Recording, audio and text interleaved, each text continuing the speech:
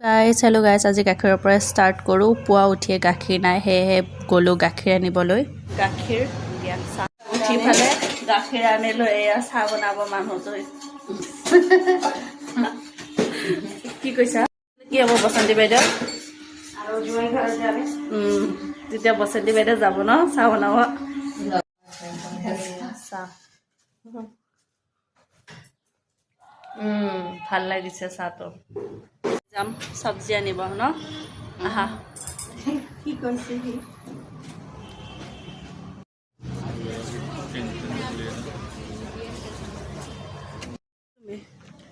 সেয়া চাওক মা ক'ত এইফালে বজাৰৰ মোনা লৈ লৈ আহি আছোঁ তাৰপিছত এয়া মাংস আনিলোঁ মাংস আনি ফালে আচলতে ময়ে বনাব লাগিব সকলোৱে একেবাৰে মোক মাথাৰ ওপৰত উঠাই দিছে বৰ ভাল বনাওঁ বুলি কৈ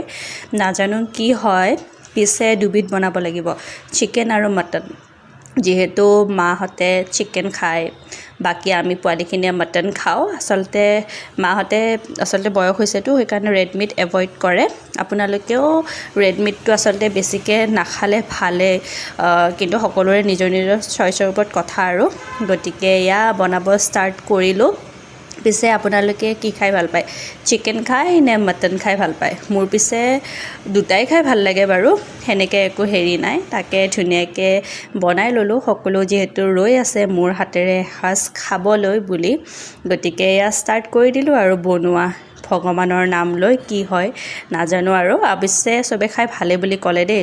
তাৰপিছত গ'লোঁ মেলা এখন চাবলৈ এইটো মই ব্লগ আপলোড কৰিছোঁ থেংক ইউ